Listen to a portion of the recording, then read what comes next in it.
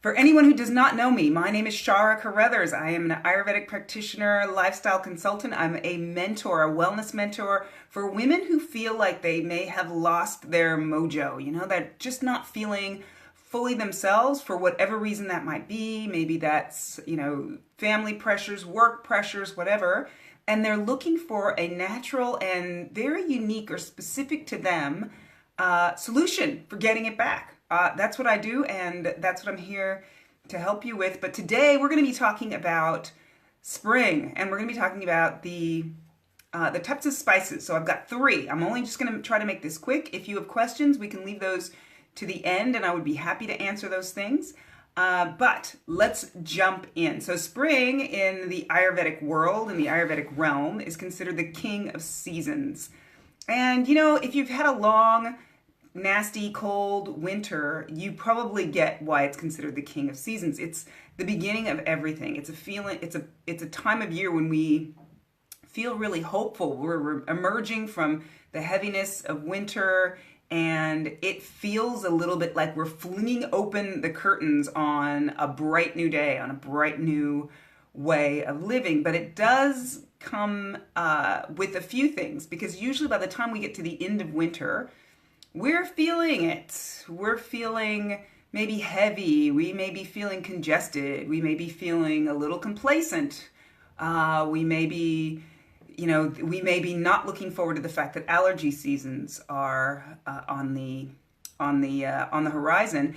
And so getting that feeling of lightness and brightness that typically will come with spring requires a little bit of work. And so, as I mentioned, the Ayurvedic qualities of spring are really similar to those of Kapha dosha: wet, cold, heavy, slow, and it makes sense that this is the way that we'd be feeling at the end of winter. And so, if you are feeling like that, if you are feeling a little bit like, tired or heavy or complacent or all the things that I've mentioned, know that that is typically what people are feeling. And that's why we end up with things like colds and flus, as I mentioned before, allergies, congestion, even depression and weight gain are things that we might actually be struggling with at this point in the year. And so the spices that I'm going to be talking to you a little bit about today are really good for that, really terrific. These are things that you will have in your kitchen, which is great. And I'm really just all about bringing your attention to them so that you can understand the power of them, and maybe you can start to choose them more during this season. So what are my three healing spices? So before I jump into this, let me just say, spring is a season when just about any spice is going to be good. Most spices are heating. Most spices have drying qualities, and so they're going to be really good for drying up that wetness. The heating is going to be really good for stimulating and energizing and kicking up the digestion a little bit. And so just about any spice is going to be good. So if you have any aversion to any of the three spices that I'm going to be talking about, don't worry. Go for anything. Go add any kind of spice that you can to your diet, because chances are great that it's going to be really good during this season. So let me talk about my three favorites. The first one is black pepper. Black pepper. So the Sanskrit word for it, just for your information, is marich. Marich. And so black pepper, in my mind, is kind of the unsung hero of the spice family, right? It's typically coupled with salt and pepper, and people don't necessarily think about black pepper very much on its own. It's warming. It also has a bitterness to it. Right? If we think about the 6 tastes of Ayurveda, which I talk about in various other, formats, it's got a bitterness to it, which is especially good for this time of year. That bitterness is clarifying. It's antiseptic. It helps with staving off things like colds, flus, etc. The black pepper, it's beautiful. It stimulates the digestion. It can loosen up phlegm. As I mentioned, it's antibacterial. It has some pain relieving qualities. It's great for warming, stimulating, increasing circulation, detoxifying, expanding, penetrating, all these amazing things. It's great also to pair with other spices like ginger and like turmeric. It makes its expanding and penetrating qualities make the beautiful healing qualities of things like turmeric and ginger a little more bioavailable. So they're a beautiful pair. It helps to increase the effectiveness of those things. So how do we use black pepper? Well, we put it in everything. We could put it in drinks. I often will put some black peppercorns into chai masala. You can even you can put them into pretty much any of your warm drinks this time. I would say probably peppercorns, or just a couple of I'm thinking of my pepper grinder, a couple of grinds of you don't want to overdo it, but a couple of grinds of black pepper in your teas perhaps. You can add black pepper to just about any food that you're eating, even the things that are traditionally considered sweet. So we often think of adding black pepper to savory things, but you can actually add just a a little turn or two of black pepper to things like porridges. And one of my kind of favorite and kind of newish favorite ways of having black pepper is a couple of twists of black pepper on buttered toast. Try it. You're going to love it. All right, so black pepper, that's the first one. The second one is one that you may not have heard so much about, and that's part of the reason why I want to bring it to your attention. It's called Tulsi. Tulsi. The other word, Tulsi actually is the Sanskrit word for it. The name that you may have heard is holy basil. Holy basil. It is sometimes called the queen of herbs. So we got the king of seasons and we got the queen of herbs. Tulsi has pungent qualities. Again, pungent is that heating quality. It's also got some bitterness. So spring is really a time when I highly recommend that we incorporate bitterness into our diets, whether that's bitter greens, dandelion greens, all kinds of leafy greens. There's lots of different choices for bitterness. Again, because it's got that clarifying quality that we really need to kind of clear out some of the heaviness, some of the congestion, especially if you're prone to those sorts of things this time of year. So Tulsi, it's pungent, it's bitter, it's a great spice for, as I mentioned, for kapha season. It is also specifically well known for the fact that it is an adaptogen. What does that mean? That means that it helps to relieve stress and anxiety. That's one of its biggest claims to fame. Tulsi's also, it's again, the reason why it's called the queen of herbs, it's also really great for relieving things like colds and flus and congestion, and some studies have even shown that Tulsi can help to increase lung capacity. So it's a magical, herb, and it's really, really great. And it's also known for things like, for addressing things like diabetes and high blood pressure and hypertension. And apparently it's something that can be really good for improving our cognitive function too. So if you haven't tried Tulsi, if you haven't heard of Tulsi, where are you going to find it? How are you going to use it? Well, Tulsi is going to be available in all of your health food stores. So you can go and find it in capsule forms there. But I always recommend that we take these herbs with our food. And so a great way to take Tulsi, and one of the most popular ways that I've personally seen and done myself, is as a tea. If you go to your health food stores, you're definitely going to find Tulsi tea. In fact, I think there's a company that is all about Tulsi tea, and all they make is Tulsi tea. The other thing is that it is holy basil. So it is just, if you know basil, or if you're using basil in anything, it's exactly this. It has very much the same flavor. It has very much the same scent. Just a few different qualities from, there's a bunch of different types of basil out in the world. Holy basil or Tulsi, incredibly easy to grow. So you can head on over to your hardware store or wherever you buy seeds, buy a few seeds and just plant a little bit in your garden. And you can use that for fresh teas. You can use it in your recipes. It's a beautiful, beautiful flavored plant. And I highly recommend it. It's wonderful. Tulsi. All right, last but certainly not least. And this one isn't really technically a spice, but I really wanted to bring your attention to it because I think it's important. And this one is honey. Honey.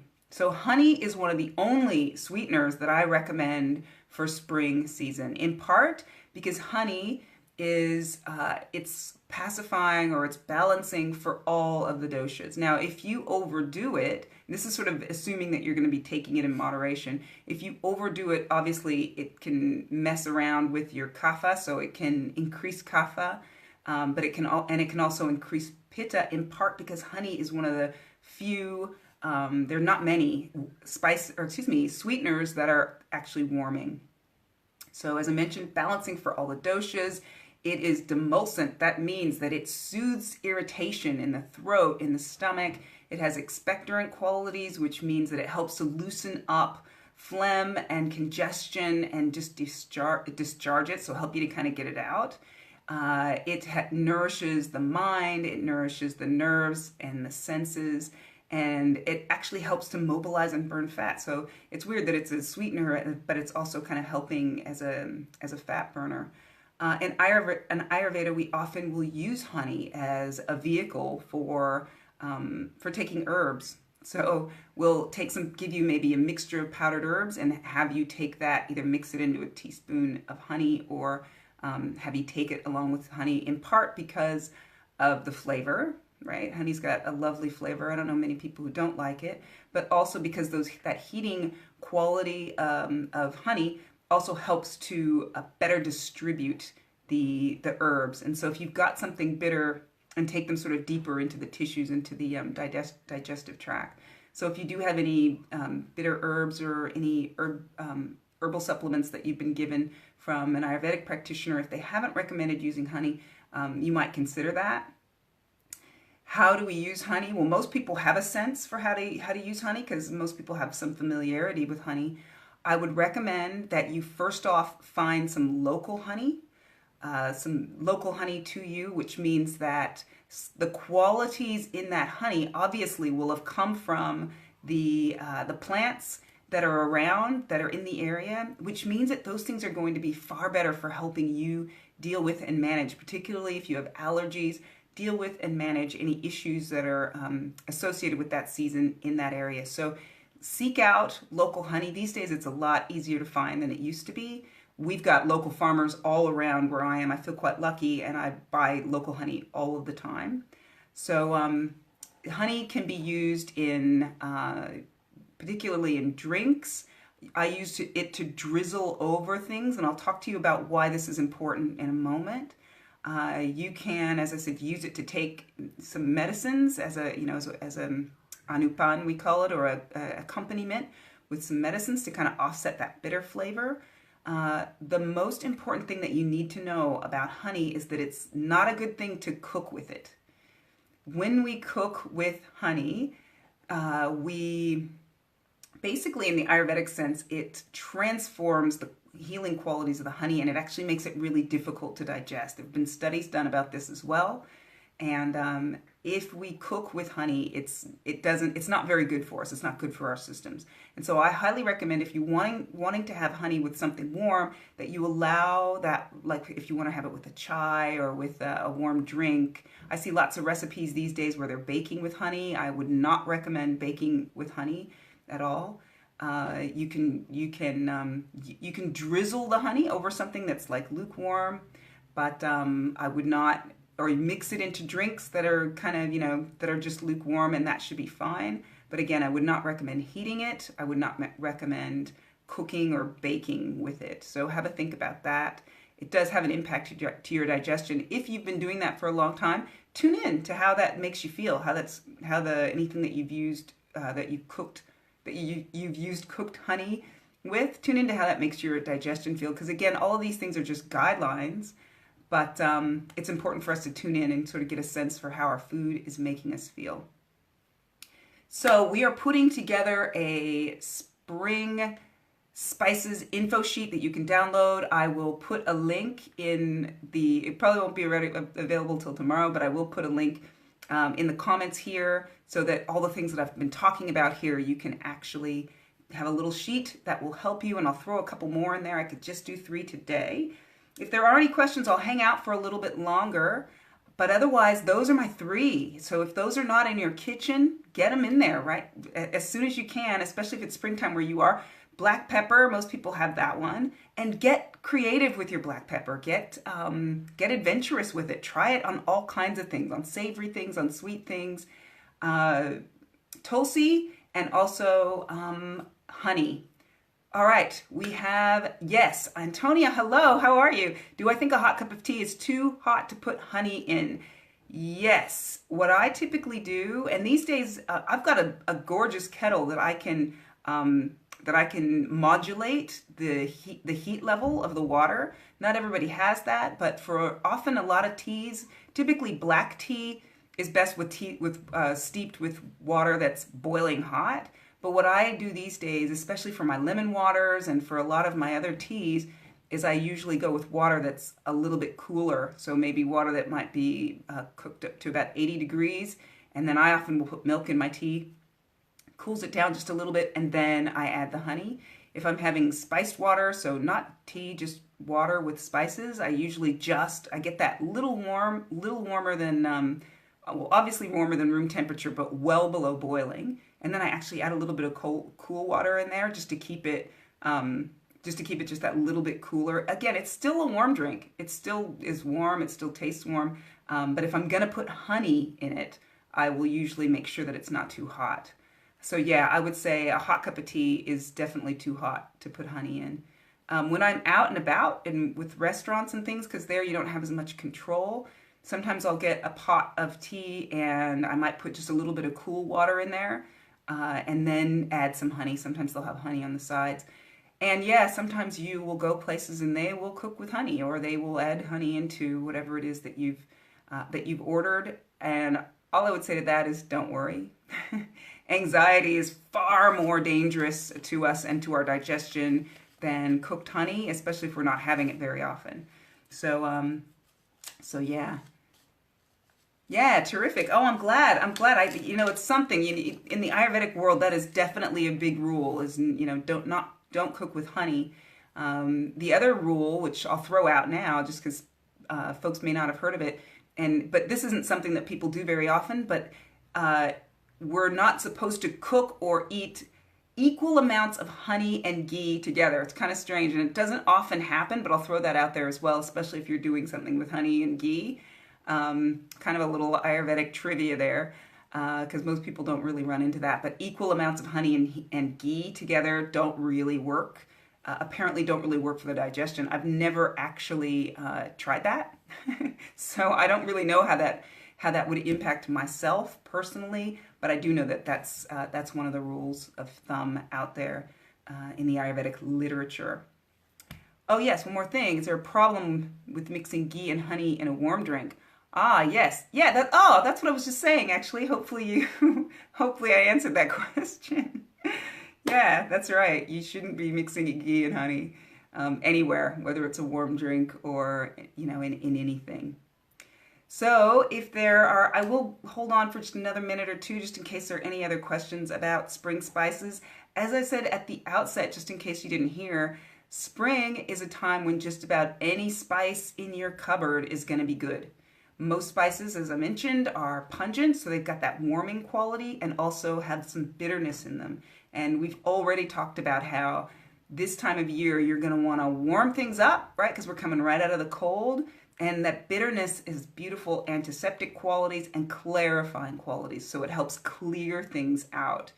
And so having just about any kind of spice is going to be great. But these three that I've shared with you today are my favorites, and they're also ones that you may not normally use, and so I wanted to really bring your attention to them. So I will leave it there for today. We have already scheduled our next session, which is going to be on Thursday. This one was meant to be last week on Thursday, but Facebook had an issue, so we couldn't broadcast.